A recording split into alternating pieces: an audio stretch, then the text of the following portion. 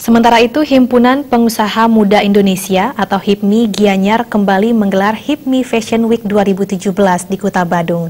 HIPMI Fashion Week juga dirangkai dengan kegiatan diskusi bertemakan pemasaran industri kreatif.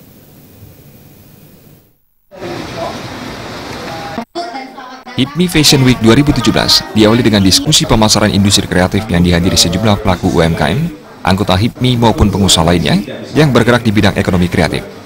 Diskusi menghadirkan narasumber dari Badan Ekonomi Kreatif Indonesia, Joshua Simanjuntak, Kadin Gianyar, dan Kementerian Keuangan. Diskusi ini membahas kendala dan tantangan pemasaran ekonomi kreatif yang dikemas dalam dialog santai. Menurut Deputi Badan Ekonomi Kreatif Indonesia, Bekraf, Joshua Simanjuntak, bisnis ekonomi kreatif diprediksi akan tumbuh pesat di masa mendatang. Di Bali sendiri, ekonomi kreatif cukup banyak digeluti pengusaha.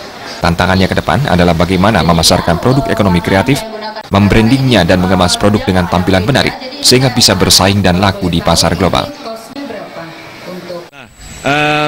Kalau di Bali, kalau saya perhatikan ya, masih ada beberapa tantangan ya, seperti misalnya packaging ya, bagaimana membrandingnya. Ada produk bagus ya, tapi packagingnya masih kurang ya, seperti itu. Nah, kemudian bagaimana menceritakan kembali produk tersebut ya.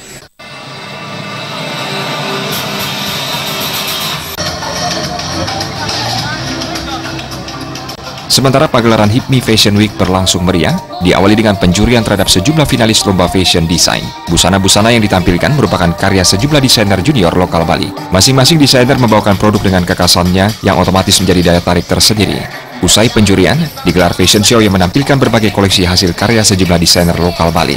Menurut Ketua HIPMI Gianyar, Wayan Gede Ari Danaga, HIPMI Fashion Week 2017 bertujuan memicu tumbuhnya wirausaha muda baru, sekaligus menjadi media promosi bagi mereka.